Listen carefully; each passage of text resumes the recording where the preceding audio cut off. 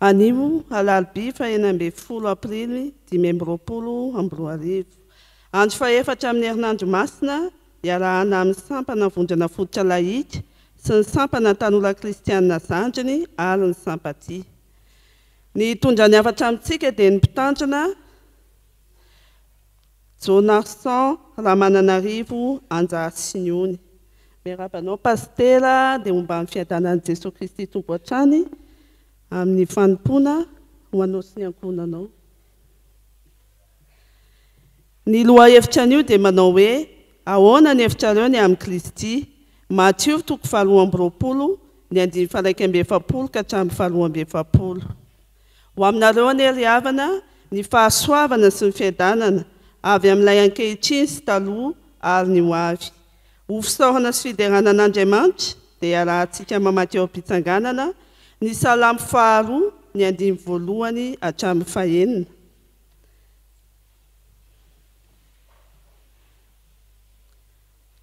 Amin'ny anaran'i Jesosy, nahoana no mitabataba ny jentilisa ary misaina no any foana amin'ny firenena, ireo mpanjaka ny tany nitsangana ary mpanapaka miara-mioko hanohitra an'i Jehovah sy ny Mesiany ka manao hoe aoka ho tosantsika amin'ny famotorany ka ariantsika hiala amintsika amin'ny fahamehezany.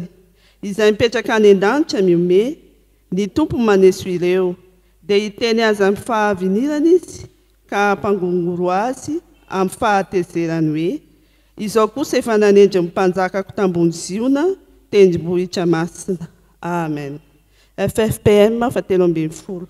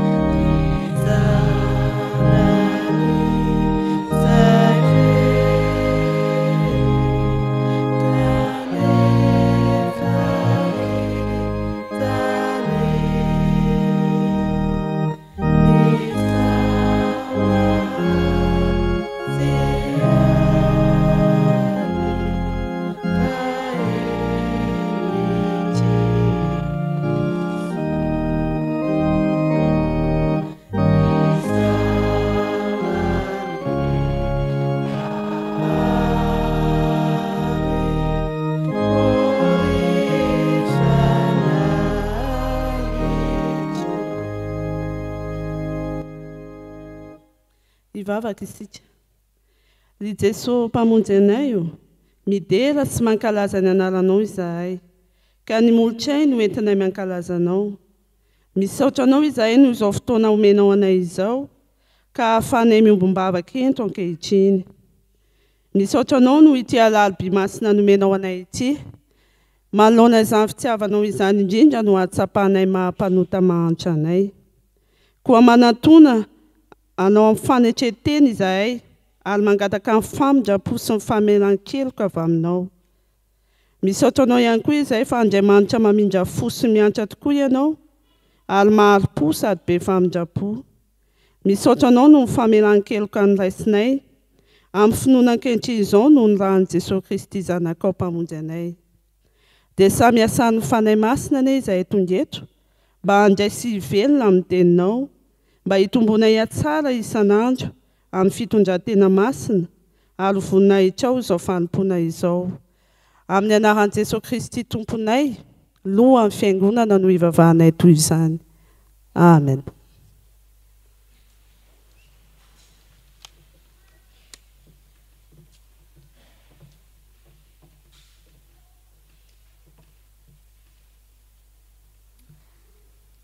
Faly miaraba ny ankizy sy ny tanora rehetra amin'ny anaran'i Jesosy ary manona ny fiadanan'ny Tompo aminareo hatrany. Andeha hitsangana ny ankizy sy ny tanora hanao ny hira fa 750 ny andinin'ny fahatelo, ny andinin'ny faharoa sy ny fahatelo.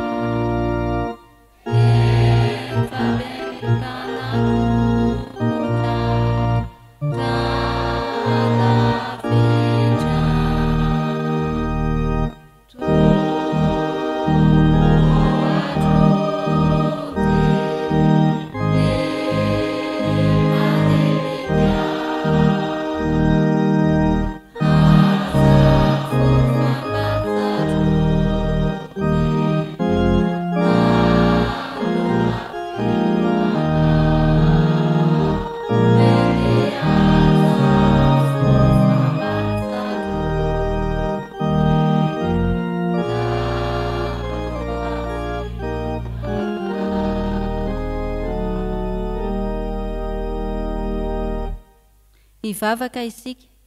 Jesosy indreto izahay ankizy sy tanora, hiaino ny teninao ankehitriny satria anokananao fotoana hitenenana aminay. Dia ampangino Jesosy ny feo rehetra tsy avy aminao tsy azonay mandre ny teninao. Amin'ny anaranao, amen. Ten'Andriamanitra ka tsika ny afatra amin'ity hariva ity ry ankizy sy tanora, dia ny Amosa 5, ny 9 tapany voalohany ihany. Amosa 5, ny 9 tapany voalohany ihany. Amin'ny anaran'i Jesosy, mitadiavan'i Jehova dia ho velona ianareo. Mitadiavan'i Jehova dia ho velona ianareo. Amen. Andeha ny tantaran'i Hezekia mpanjaka no akatsika ny afatra azontsika manakatra izany hoe fitadiavana an'i Jehova mba hahatonga fahavelomana izany. Ezekia mpanjaka, ilay mpanjaka teo amin'ny Israely izay nanaraka indrindra ny sitrapon'Andriamanitra, nankatohan'Andriamanitra tamin'ny lafiny rehetra ary indrindra nandrava izay mety ho endriky ny sampy teo amin'ny zanak'Israely. Fa tamin'ny fotoana anankiray narary mafy Ezekia mpanjaka. Rehefa narary Ezekia dia nirahan'Andriamanitra Isaia mpaminany ho any amin'ny Ezekia, iteny amin'ny Ezekia hoe afaro ny havanao sy ny fianakavianao rehetrarehetra fa ho faty ianao fa tsy ho velona intsony. Rehefa nandrean'izay Ezekia dia tonga dia tsisy nirarahiany ny zavatra rehetrarehetra fa nitady an'Andriamanitra izy. Navelany teo Isaia mpaminany tsy nivaliany akory fa naody nitodika tany amin'ny rindrina ny tarehany mba hifantoka tanteraka amin'Andriamanitra izy. Nitomany mafy be Ezekia dia nitaraina tamin'Andriamanitra hoe Andriamanitra tsarovo ny nandehanako teo anatrehanao tamin'ny fahamarinana sy ny fahitsiana sy ny nankatoavako anao. Efa lasa nandeha Isaia, tsisy toyan'izany le resaka fa ozy Isaia hoe ho faty ianao dia afaro ny havanao dia lasa izy nandeha. Ezekia koa tsy niraharaha fa tonga dia Andriamanitra no nitadiaviny voalohany. Fa efa tany an-dalana Isaia mpaminany dia niteny tamin'ny Isaia indray Andriamanitra hoe ndana miverina any amin'ny Ezekia, dia teny indray Ezekia hoe tsy ho faty indray ianao fa ampiana 510 taona ny andronao. Dia nampiana Andriamanitra 510 taona indray ny andron'ny Ezekia mpanjaka izay efa nambara hoe ho faty teo. Rankizy sy tanora, ny hafatra izay ampitaina amintsika dia hoe mitadiava an'i Jehova dia ho velona ianareo. Na inona atrehantsika, na manahoana olantsika, Andriamanitra aloha ny tokony ho tadiavintsika voalohany indrindra mba handraisantsika ny famonjena. Tsy voatery hoe fahavelomana ara-baky teny toy ny noraisin'ny Ezekia sy nampitaina tamin'ny Ezekia tamin'ny alalan'ny Isaia, fa fahavelomana amin'ny lafiny maro samihafa, famonjena amin'ny endriny maro samihafa. Ary teto Ezekia mpanjaka dia novelomin'Andriamanitra nampiana 510 taona ny androny, fa izao koa ny firenen'i Ezekia mpanjaka dia narovan'Andriamanitra tamin'izay fahavalony rehetra, ary dia niaro ny firenen'i Israely tamin'ny fahavalony Andriamanitra. Dia toy izany mihitsy ny fiainantsika rehefa entintsika eo amin'Andriamanitra izay mety ho olantsika rehetra sy izay manahirana antsika, efa vonona monjy antsika izy, miandry ny anatoanantsika azy fotsiny sy tadiavantsika azy mba hazony manomeo antsika izany famonjena sy fitahiana izany. An'Andriamanitra irery ny voninahitra fa isika rehetra kosa teny hitady an'Andriamanitra tokoa mba handraisantsika fitahiana, indrindra handraisantsika izany fahavelomana avy amin'Andriamanitra izany. Hivavaka isika. Jesosy misaotra ny amin'ny teninao, dia vonina izahay hitady anao mandrakariva, dia tanteraho aminay ara ny teninao fa rehefa mitady anao marina tokoa izahay dia manome fahavelomana ho anay ianao. Misaotra Jesosy ny amin'izany fampanantenana tsara izany. Tehirizo ny ankizy sy ny tanora rehetra mba ho mendrika ny anaranao sy handray izany fitahinao izany. Amen.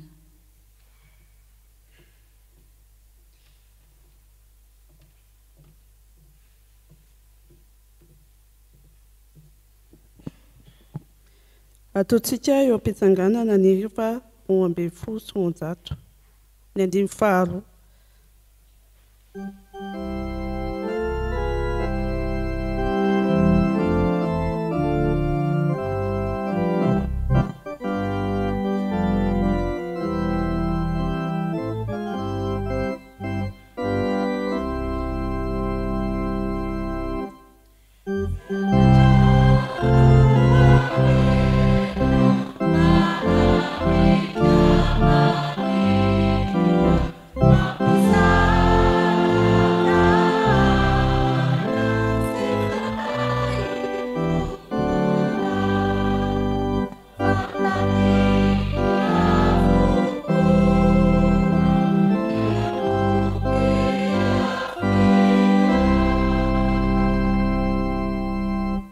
Ivavaka isika Tompo.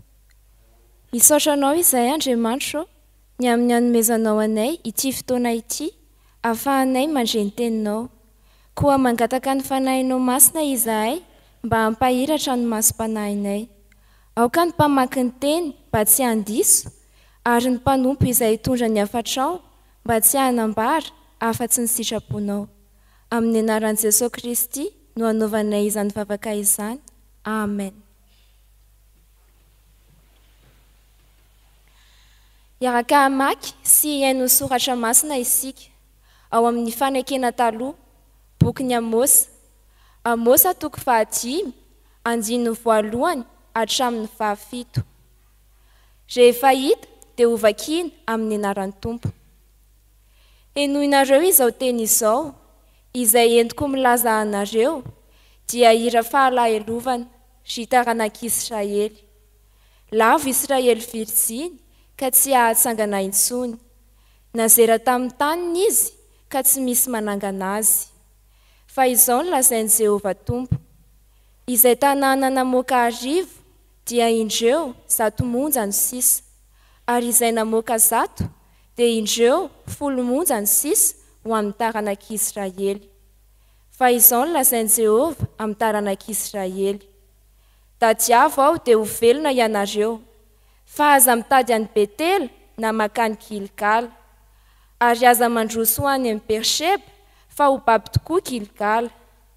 Ary Betela dia ho tonga tsinotsinona. Mitadiava an'i Jehovah dia ho velona ianareo. Fandrao hilatsaka toy ny afo mandevona amin'ny taranak'i Josefy izy. Ary Betela tsy hisy anana izay hahafatin'ny afo. Dia ianareo izay mamadika ny rariny ho zava-mahafaty ary mampiongana ny fahamarinana ho eo amin'ny tany.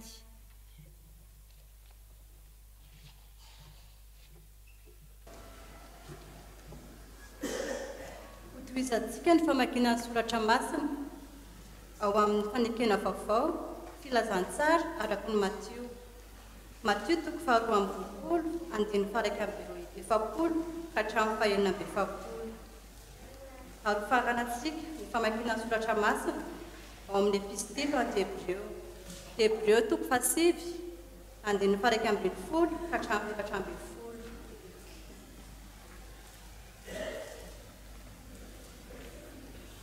Rehefa hita dia ho vakiana amin'ny anaran'ny Tompo. Ary rehefa tafanona ny fakiseo dia nanontany azy Jesosy ka nanao hoe: ahoana ny hevitra reo ny amin'ny Kristy? Zanakiza moa izy? Hoy izy taminy. Zanaky Davida? Hoy Jesosy taminy. Koa nahoana Davida amin'ny fanahy no manao azy hoe Tompo, ka manao hoe Jehovah nilaza tamin'ny Tompo hoe: mipetraha ao an-tanako ankavanana ambara-panaoko ny fahavalonao ho eo ambany tongotrao. Koa Davida ary manao azy hoe Tompo, ahoana no mahazanany azy? Dia tsy nisy nahavaly azy na dia teny iray akory azy, ary hatramin'izay andro izay dia tsy nisy say nanontany azy intsony. Fa Kristy kosa rehefa tonga ho bisorona be ny amin'ny zavatra tsara ho avy dia namaky teo amin'ny tabekona kely lehibe lavitra sady tsara lavitra, izay tsy nataony tanana, izany hoe tsisy an'izao zavatra azo izao, ary tsy mba nitondra rano sy lahy sy ranon-janak'omby izy fa ny ranony tenany. Dia niditra indray mandeha ho amin'ny fitoerana masina ka nahazo fanavotana mandrakizay. Fa ny ranosy lahy sy ny ranomby lahy ary ny laven'ny vady-tromby vavy afavy amin'izay voaloto no manamasina hatramin'ny fanadiovan'ny nofo, maika fa ny rano Kristy izay manatitra ny tenany tsy manatsino ho an'Andriamanitra.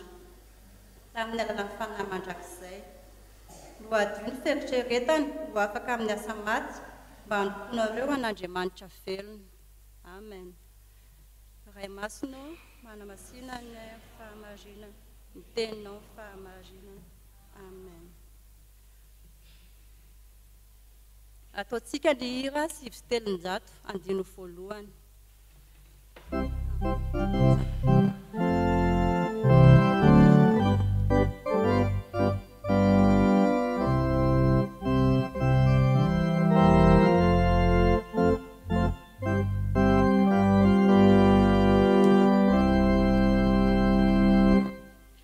Izanui tantara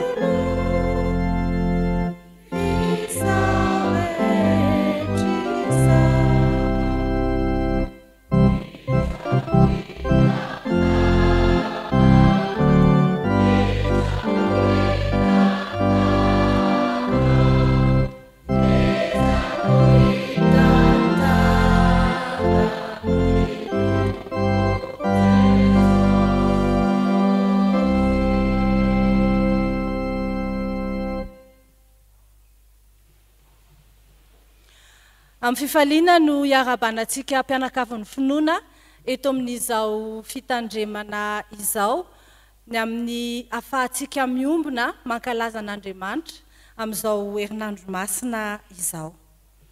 Efa eny am-pelantanantsika ry havana ny lohahevitra ko dia ao amin'ny aminareo mandrakariva ny fahasoavana sy ny fiadanana avy amin'Andriamanitra raintsika sy Jesosy Kristy tompontsika.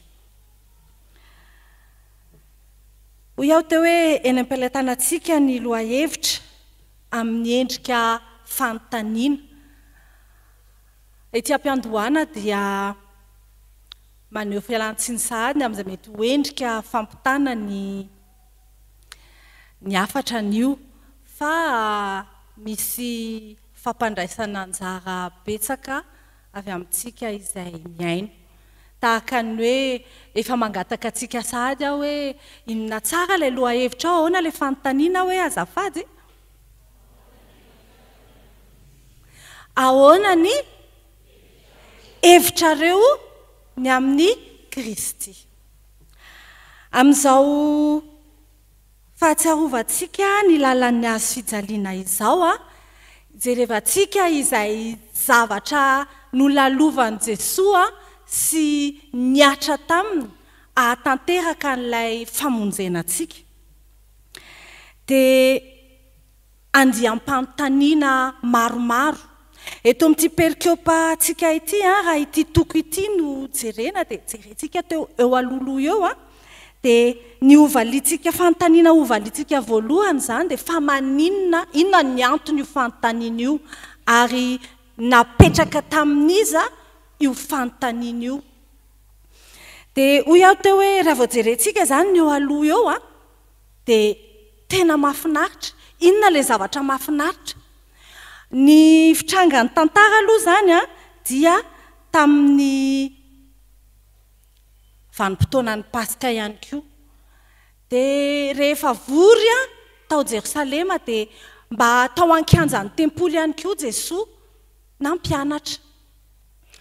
Ary rehefa nampianatra izy dia nisy amin'izay ireo andeha ataontsika hoe olobe an'ny Jiosy tahaka ny hoe nandalo ny fariseo. Nametraka fanontaniana tamin'i Jesosy ary fantatsika hoe fanontaniana manao ahoana. Karazam-panontaniana izay mikendry ny hamandrika an'i Jesosy ka hoe heverin'izy ireo zany fa rehefa voafandrika Jesosy dia azo atao inona? Atao inona? Vonoina. Hoe izy ihany zany no anolotra ny tenany eo zany tena mety tonga dia mahita antony mazava be hoe maty anao. Dia nandalo teo zany ireo karazana olobe. Nandeha ny fariseo dia hita itsika ihany koa nandalo ny sadoseo dia samy nametraka an'izay fanontaniana misy fandrika izay.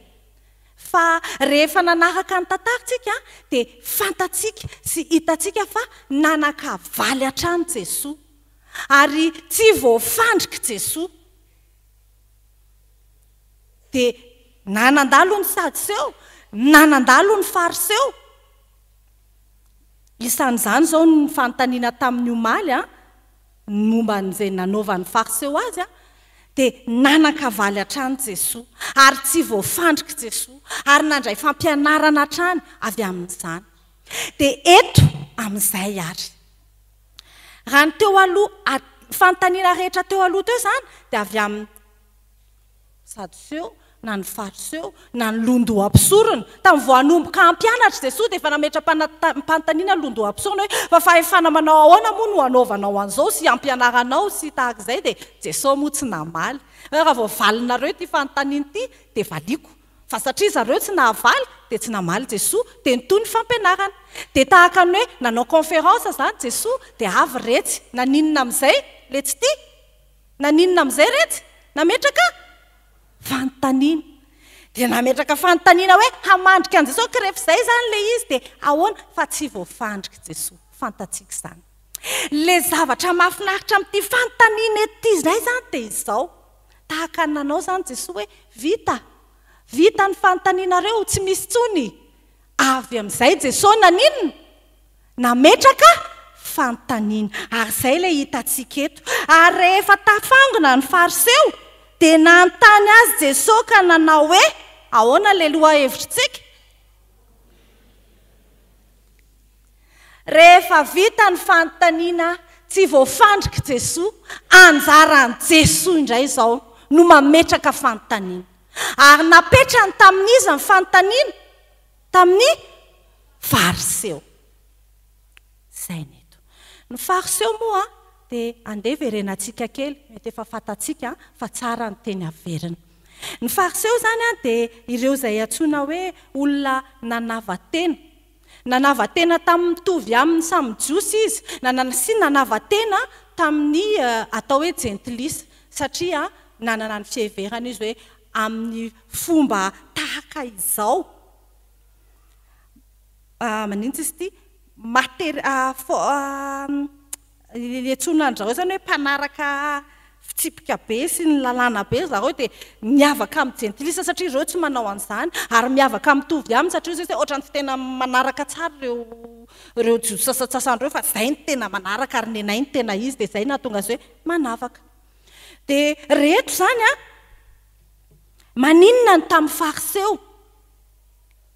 no nametrahan'i Jesosy ny fanontaniana, nefa sady teo ny lohandohampisorona, nandalo teo ny sadoseo, fa ny ambara amintsika eto dia amin'ny fariseo.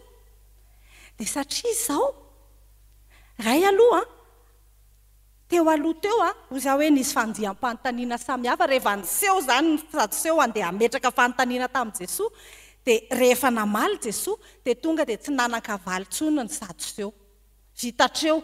Dia nahita an'iny ny fariseo dia hoe satria ny fariseo sy ny sadoseo koa tsy mifanaraka, fa teto aloha izany zareo mifanaraka hoe samy andeha aninona amely any Jesosy, dia ohatrany hoe mety ilay izy hoe ok samy mitovy ny tsy tiantsika dia andaontsika samy amely azy.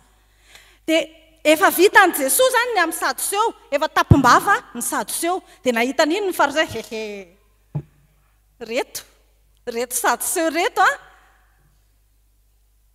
tsy nahovoka, tsika ihany mbola matanjaka an'ireo. Dia lasa nametra-panontaniana ry zareo dia pasiako iny.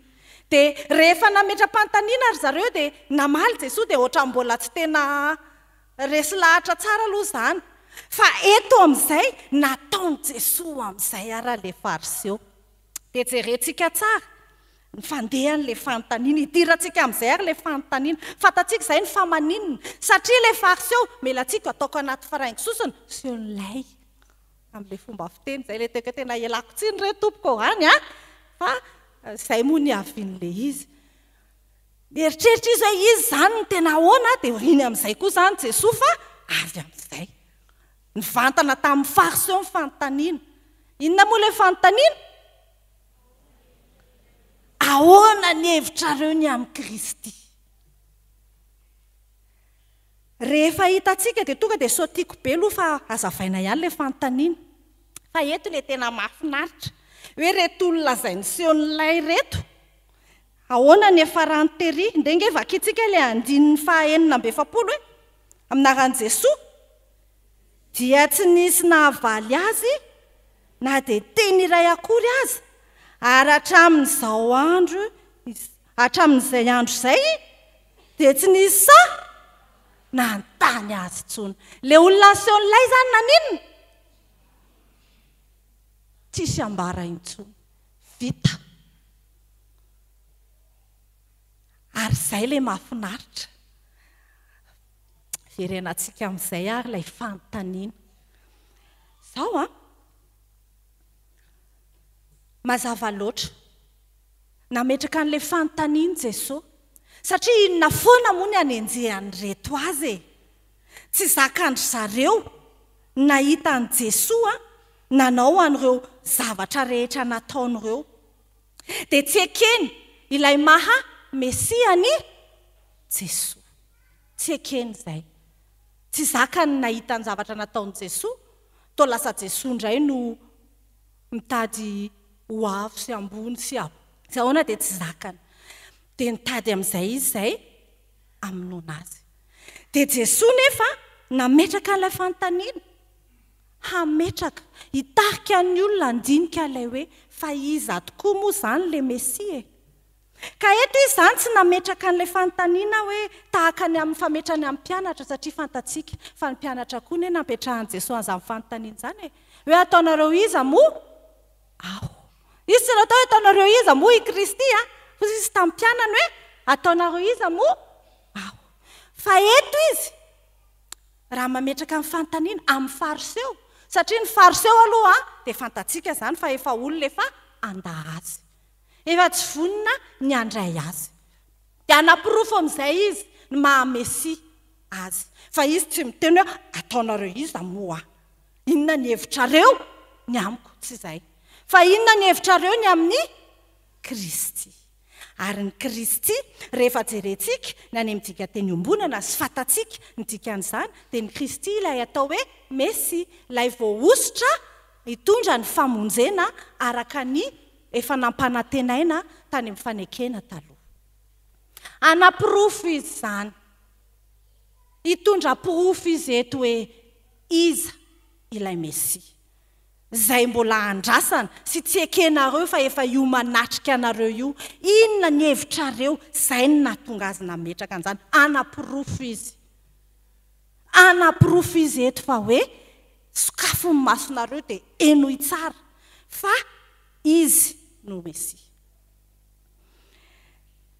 Le fanontaniana manko tsy nijanona teo fa izay aloha le tiana ho porofony izany. Fa izy tsy afaka tsy tonga izy dia miteny hoe iza satria tsy na olona efa mandany eo anatrehana. Fa anapirofo izy dia mamerina araka ao amin'ny soratra masina izy izany mametraka le fanontaniana hoe fa inona moa izany ny heverinareo an'ilay Mesia? Zanak'iza. Eo amin'io zanak'izy io valiteny tonga dia iombonana miara-manaiky daholo na ny sadoseo na ny fariseo fa ilay Mesia dia zanak'i Davida. Rehefa retsy amin'izay izany nametrahana fanontaniana dia fantatray izany valiny zanak'i Davida. Fa inona tsy napozina?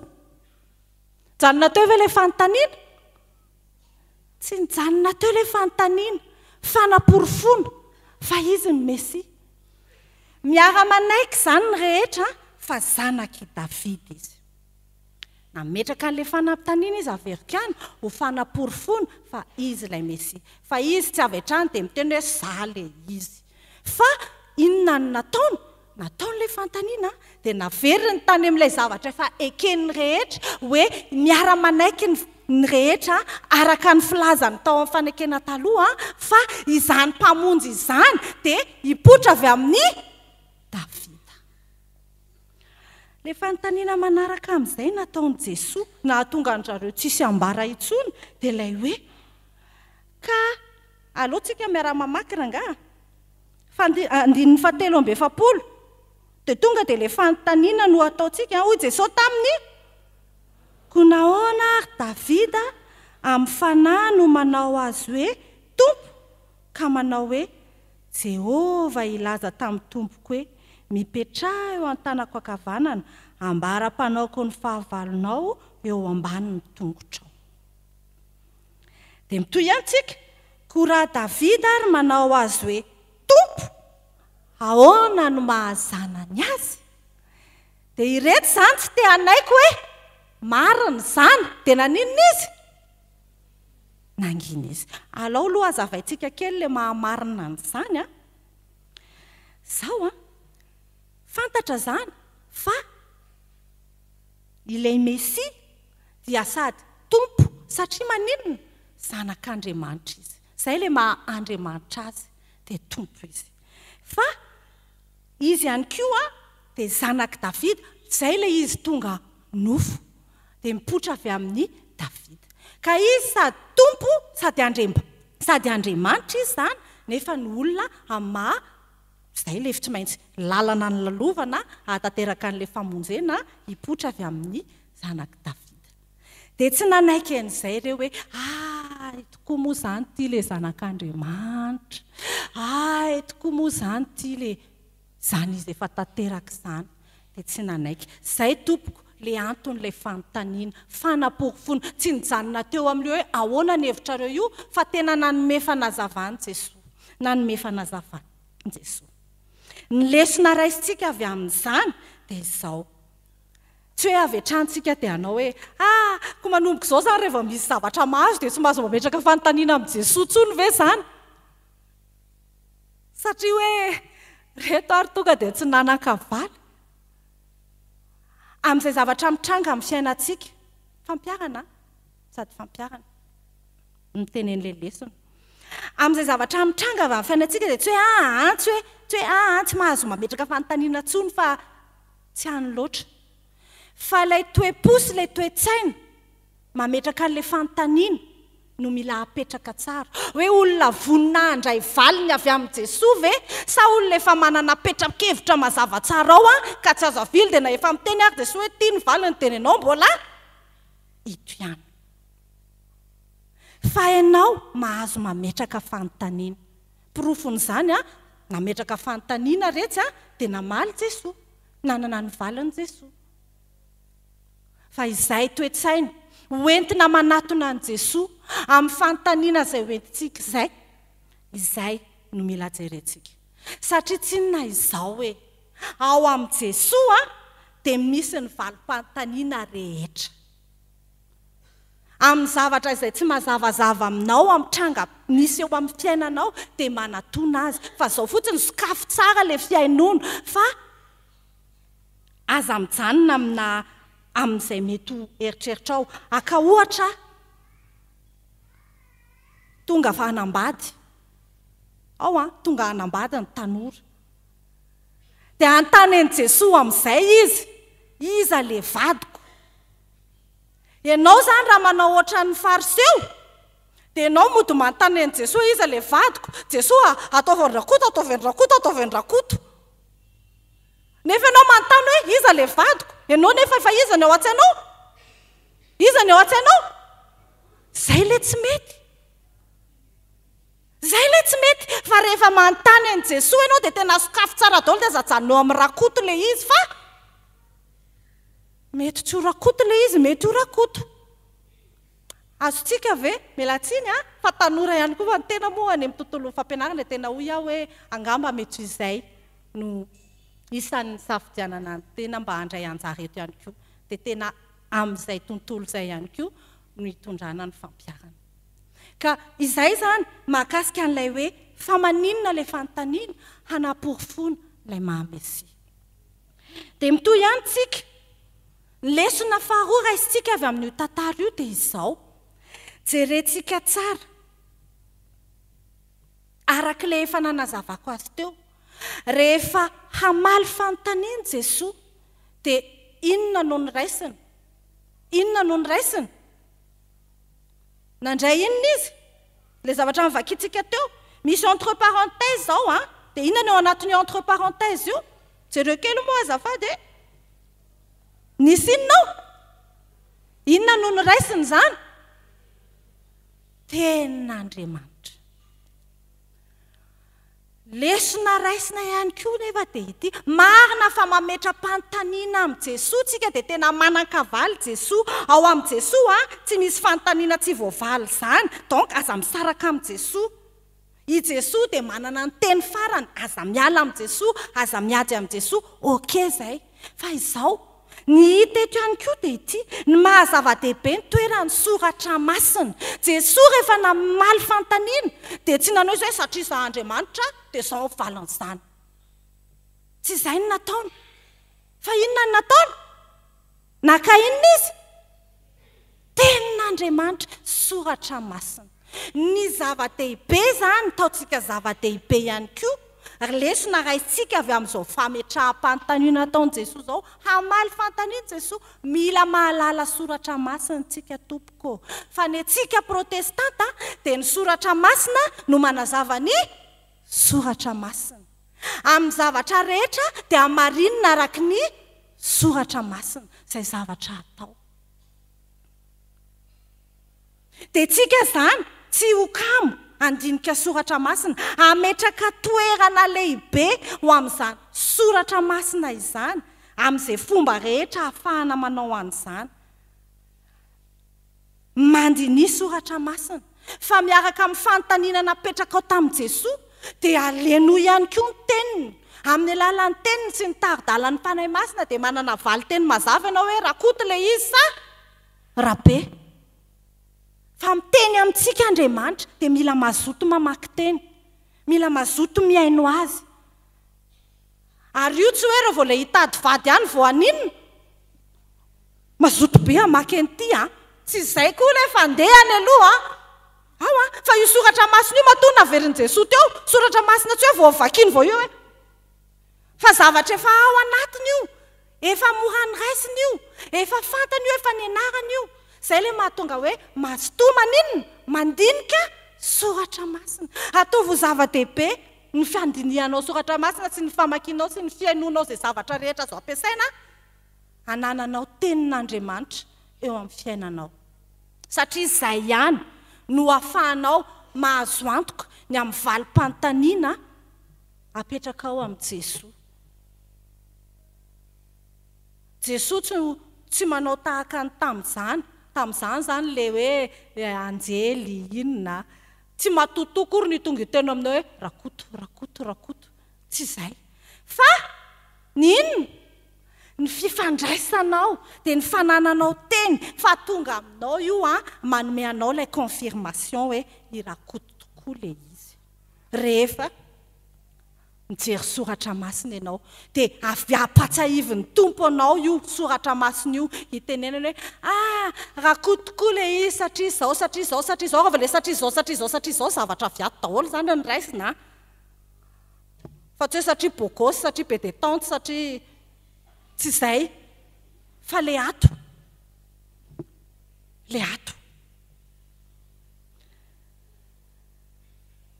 Dia izay ilay lesona faharoa, le toeran'ny soratra masina azonao antoka ny valim-panontaniana avy amin'ny tompo dia mila ianao manana an'izany soratra masina izany eo amin'ny fiainanao.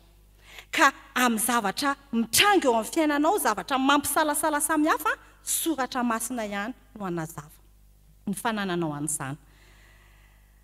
Dia ny lesona farany moa izany, raisina avy amin'izay dia izao hoe matoa koa Jesosy mametraka an'ilay fanontaniana dia izao, ianao izay tsy fariseo, ianao izay kristianina ankehitriny dia mila manana valim-panontaniana mazava ny amin'ny hoe iza moa Jesosy aminao.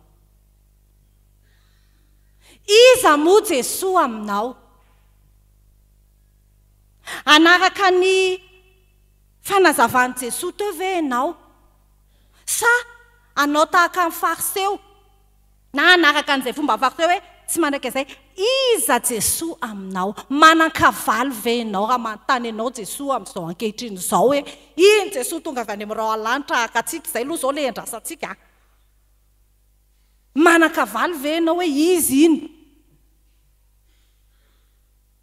Izay koa izany ny fandinihan-tena ao antsika amin'izao herinandro masina izao. Hoe manan-kavaly ve ianao hoe iza Jesosy aminao? Mesia ve Jesosy aminao? Mpamonjy ve Jesosy aminao? Fa jereo tsara fa Davida nametraka hoe tompo izy. Ary aminao tompo ve izy? Mpamonjy ve izy? Sa lamody mba ahatonga na ho tafiditra miaraka amin'ny gropony retsy olona mahafinaritra be tabeny ao anatin'ny retsy dia mila koa zany manonona ny anaran'i Jesosy dia tafiditra ao.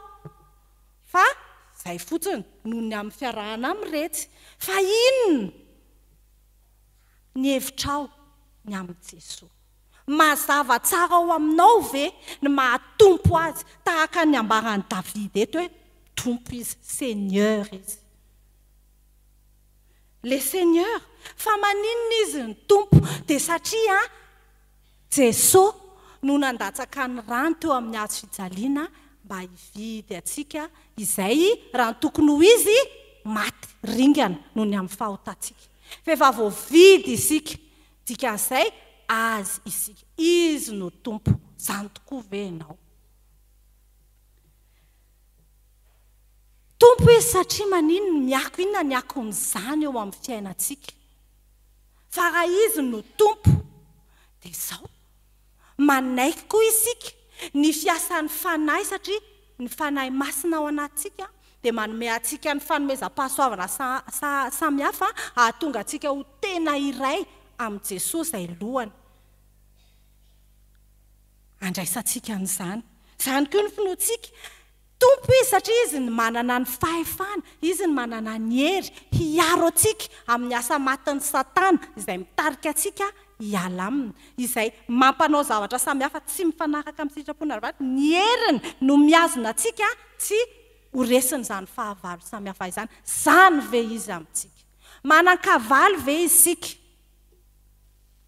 Fa izany no lesona raisitsika hoe tokony hanan-kavaly tsika, fa tsy tahaka ny reto fariseo reto hoe rehefa nena dia naninona ny vavana? Kombony, tsisy nasana metra-panontaniana intsony. Tsia.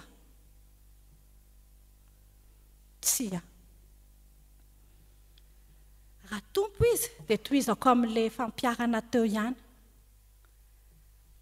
Ekoto ve ny vadiko ameo vady a Jesosy dia misokatra tsara. Hanika na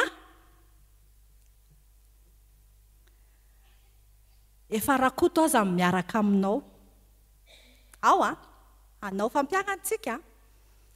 Rakoto izany no miaraka aminao dia ianao izany efa mitoditodika dia mandinika hoe Jesosy rakoto ve ilay ho vadiko, tena io ve ilay avy aminao? Rehefa mbola tsy manana valim-pantaniana avy amin'ny Jesosy dia sahi misaraka amin'ny rakoto mihitsy aloha. Izay ilay izy. Satria tsy ianao raha mbola miaraka amin'ny rakoto dia iza foana ny hitanao eo? Iza? Rakoto. Ianao nefa manontany an'i Jesosy. Fa tena makafy fotoana mihitsy aloha dia mipetraka tsara dia manontany an'i Jesosy dia miaino an'i Jesosy. Tena miaino an'i Jesosy. Fa Jesosy tena mamaly amin'ny alalan'ny teny io averiko ihany. Zavatra tena niainako izany. Izay izaraiko amintsika. Iny vadiko iny ay moa azafady, izay vadiko izay kay mamoa tsy fantatrareo kory ilay vadiko kizako ary izany olona izany. Izay vadiko izay niaraka izay. Dia avy eo amin'izay mipetraka ilay izy hoe mandeha ny fampianarana tahaka izao, tsarain'izao. Dia tena hoe hoay ilay ity vadiko ity ve izany dia ataoko ohatran'ilay efa fanaoko taloha. Inona ilay fanaoko taloha? Kotiny rakoto na kotindry izy. Aleo aloha ovaina ilay rakoto fa tsy rakoto izany aloha ilay kay eto. Kotiny ndia ataontsika hoe rabe sy raha iza dia ay oana dia okey andao ary miaraka tsika e. Miaraka tsika. Ohatran'izay. Sa moa tsy ohatrohatr'izay aloha ilay fandehany. Sa misy mivavaka hoe za Jesosy fa kotiny alina dia hiaraka aminy ve aloha sa tsy hiaraka aminy tsy manao izany ve? Tamin'izany aloha tamin'izany vanim-potoana anay izany tsisy an'izany. Satria mbola tsy tena nandeha ny fampianaran'ny fianam-pianakaviana sy ny filazana amin'ny tanora hoe ôry tanora, izao atao aty ny lalan-kizorana raha hitady vady mbola tsy nisy an'izany. Donc nandeha dia avy eo amin'izay rehefa nanomboka amin'izay izany ilay fampianarana dia tena nijoro mihitsy amin'izay ny tena rakoto hoe izao rakoto aleo aloha tsika misaraka. Mantsy ilay vadiko amin'izay io izany aleo aloha tsika misaraka fa tena tsy tafavoaka fa mbola tsy azoko ilay valim-panontaniana avy amin'ny Jesosy.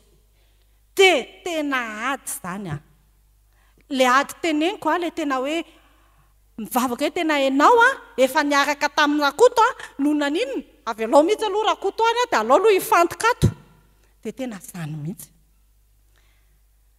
Fa isaorany Jesosy fa azo ilay confirmation dia tena rakoto ilay izy.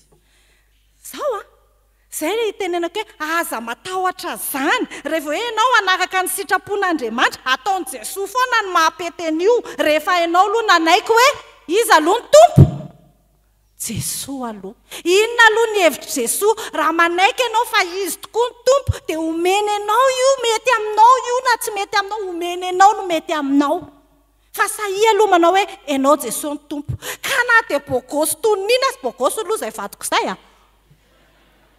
toninina azy rakoto na manao ahoana dia apetrao aloha fa andana aloha antanio tsara aloha ny tompo raha izy ny tomponao. Izay rehefa niafatra ao atsika maninona nametraka fanontaniana Jesosy tamin'ny fariseo anaporofo fa izy ilay Mesia. Izy tokoa ilay tompo sy mpamonjy. Dia andeha isika tsy salasala metram-panontaniana amin'ny Jesosy. Amin'ny fitoetsaina sy toe-po mifanaraka tsara amin'izany. Azoto andinika soratra masina satria izay no ifandraisantsika amin'ny tompo. Ary tena ametraka azy ho tompo sy mpamonjy eo amin'ny fiarantsika. Ho azy irery ihany ny voninahitra. Amen.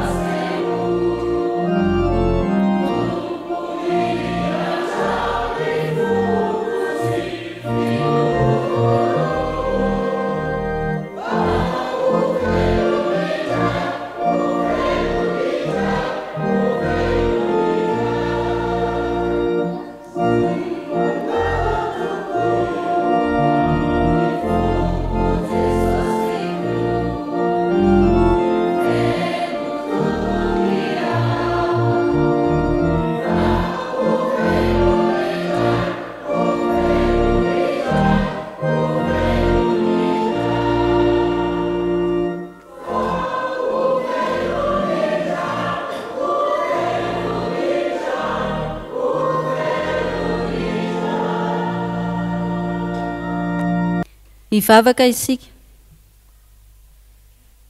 Ry Tompo Andriamanitra ranay tsara indrindra isaoranay ny anaranao noho ny amin'ny teninao.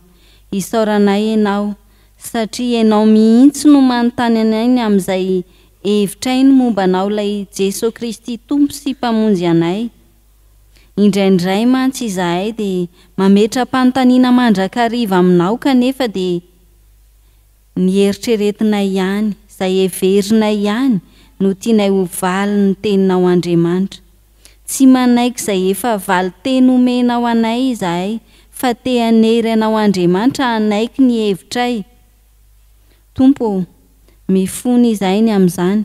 Indraindray koa anefa izahay manontany ihany fa tsy henonay kory izay valy teny avy aminao Andriamanitra. Tsy ataonay ho zava-dehibe eo amin'ny fiainanay ny soratra masina izay efa nomenao anay, azonao miteny sy manambara ny sitraponao aminay. Tompo, mifona aminao izahay ny amin'izany rehetra izany. Nanao fanekena teo anatrehanao izahay fa hamaky ny soratra masina kanefa dia ataonay ambany zavatra eo amin'ny fiainanay izany, amin'izay fotoana sombitsombiny amin'ny fiainanay ihany, ary indraindray aza tsy tanteraka akory izany fanekenay izany. Tompo, tsy ataonay ho zava-dehibe eo amin'ny fiainanay ianao Andriamanitra, tsy ataonay ho tena tompo sy mpamonjy anay tokoa, ary tsy ekenay akory ny maha-Andriamanitra anao, fa ny herin'ny tenanay ihany, izay heverinay ihany no tianay ho tanteraka eo amin'ny fiainanay. Mifona izahay Jesosy satria ao anatin'ny fotoanany fandinihan-tena tanteraka izahay ankehitriny. Andray ny famonjenao Andriamanitra. Vonina kosa nefa izahay hanavao ny fiainanay indray. Anaiky anao ilay Jesosy Kristy ho tompo sy mpamonjy ny fiainanay. Ankatoanao, anaiky izay sitraponao Andriamanitra hampitainao aminay, indrindra hanao ho zava-dehibe eo amin'ny fiainanay ny soratra masina. Tompo, vony izahay kanefa angatahanay ny hery avy amin'ny alalan'ny fanahy masina mba azonay mahatanteraka izany, fa olombelona marefy ihany izahay. Mahatoky izahay fa hiasa ianao dia hanampy anay azonay mahatanteraka izany. Ao anatin'izao andro faefatra ao anatin'ny herinandro masina izao izahay Tompo, manaraka ny lalan'ny azo fijaliana izahay. Ataovy tena tafahomana izahay amposy ampanahy, tefeo tokoa ny fonay mba ho mendrika izany famonjenao Andriamanitra izany, fa tsy ho faty antoka ny ombonanay ao anatin'izao fanompoam-pivavahana izao, satria dia ho zary fahazarana na ho zary fakana tahaka ny hafa fotsiny ny ombonanay ao anatin'ny fanompoam-pivavahana. Indraindray koa anefa tahotra ny hafa ihany satria mandeha ny hafa dia mba te handeha ihany koa izahay, satria sao dia bedy izahay na sao dia ampangain'ny olona aratsian'ny olona raha tsy mihaona aminao aty an-tranonao. Tompo, ataovy tena tsaronay fa tena tafahoana aminao izahay. Ataovy tena tsaronay fa zava-dehibe aminay ny fiomananay handray izany famonjenao izany. Tompo, misaotra sahady satria efa tsaronay fa sady Andriamanitra mihainy vavaka ianao no mamaly ny vavakay. Mahatoky izahay fa efa hamaly ny vavakay ianao. Apetraka eo am-pelantananao ary izao fotoana tanterahanay izao, ny fanohizanay izany ho an'ny rahampitso sy ny rafaka mpitso. Tompo, omany izahay, tefeo izahay mba hainaiky izany fandaminanao rehetra eo amin'ny fiainanay izany. Ankina eo am-pelantananao sahady ihany koa ny fotoana ho tanterahanay amin'ny alahady, ankalazanay ny famonjenao Andriamanitra, indrindra ny nandresenao ny fahafatesana. Ankina eo am-pelantananao ny fiainanay rehetra ihany koa, ny ankonanay ny tokantranonay rehetra. Ianao no mahita anay, ianao no mahalala izay rehetra mety olana ny anatin'ny tokantrano tsirairay avy. Mahatoky izahay fa tokantrano efa nentinay teo anatrehanao na orona teo anatrehanao ny tokantranonay, noho izany dia anjakanao Andriamanitra ka ho feno ny fiadananao. Izay rehetra endriky ny olana dia mahatoky izahay fa ianao no handray an-tanana ireny. Petraka eo am-pelantananao Tompo, ny mpitandrina izay nomenao hikarakaranay eto amin'izao fiangonana izao, isaoranay anao ny fahasalamana efa omenao, ny hidonginay aminao kosa nefa dia ny fahatanterahana izany. Ianao no hahatanteraka ny fahasalamany, azono mijoro indray amin'ny zara fanompoana efa nomenao. Isaoranay anao ihany koa ny mpanomponao izay nomenao hitondra ny hafatrao tamin'ity andro androany ity. Tononay ho azy ny fiadananao Tompo, ianao no omba sy tahiry azy mandrakariva. Ankina ampelantananao ny ankohonany sy ny fianakaviany rehetra mba ho ampiky ny fahasoavanao sy ny fitahinao. Kina ampelantananao ny zara fanompona izay efa niantsonao sy ny fitiananao azy. Ampahareto amin'izany izy Tompo mba azony mijoro tsara ho vavolombelonao, mba ho fitaovana mahomby ao ampelantananao hitoriana ny filazantsaranao. Izay rehetra heverinao mahasoa sy mahatsara amin'ny fiainanay, tantera ho aminay araka ny habenindra fonao ilay Tompo Andriamanitray izay efa tianay. Misaotra indrindra Tompo, ary ampiombonay ny vavakay amin'ilay vavaka efa nampianarin'i Jesosy anay manao hoe: Rainay izay any an-danitra, ho amasinany eny anaranao, ho tonga ny fanjakanao, atao any sitraponao ety an-tany tahaka ny any an-danitra. Omeo anay anio izay anasaza ao anay, ary mamelany elokay tahaka namelanay izay meloka taminay. Aza mitondra anay amin'ny fakapanahy, fa manafahanay amin'ny ratsy, anao ny fanjakana sy ny hery ary ny voninahitra mandrakizay. Amen.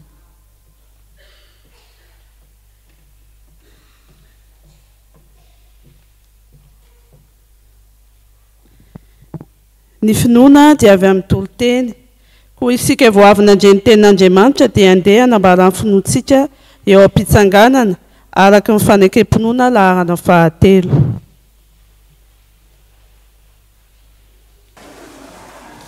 Mino an'Andriamanitra tsy toa aho, izay mpanao ny lanitra sy ny tany.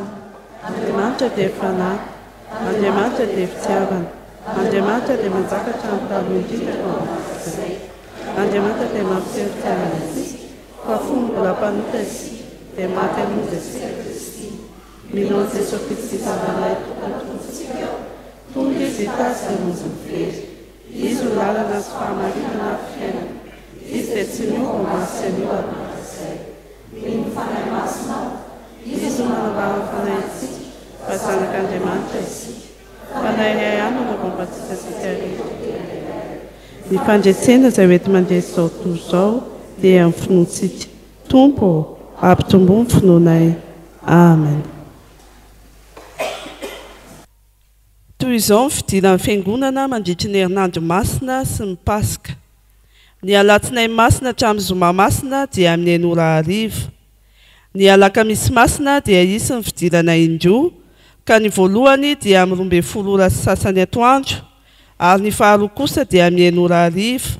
Samy misy fandraisany fanasan'ny Tompo. Amin'ny aladin'ny Pasika 20 aprily dia miditra amin'ny 9:04 ny fanompoam-bavahana voalohany, ary amin'ny 9 sasany ny faharoa.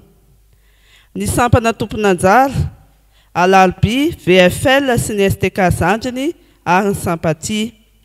Ny tondran'ny hafatra dia Ramatoa Jonarson Ramananarivo Anjahasinyony, mpitandrina talehan'ny lycée privé FJKM Ambozatova Avaratra. Ny zoma, sampana manga sy ny tsantany fitiavana ary ny FDL. Ny mpitandrina Ramangarivo Manu no hitondra ny hafatra, malenalelana ny rataon'ny sampana sy ny fikambanana. Toy ny fanao isan-taona dia mahatsiaro ireo olon'ny fiangonana isika, ary manolotra fanomezana ho azy ireo ny alahady Pasika. Koa misy ny fandraisana fanomezana isan'andro mandritry ny herinandro masina, ery amin'ny paravon eo aoriana no anaterana izany. Tononona amintsika Antsodrano izay tononona amin'ny anaran'i Jesosy Kristy, inotsika fa ho tanteraka izany. Andriamanitry ny fiadanana masina nareo samy ho tanteraka, ka hokarovina avokoa ny fanahinareo sy ny ainareo ary ny tenanareo ho tanteraka ka tsy hanantsiny amin'ny fiavian'i Jesosy Kristy Tompontsika. Amen.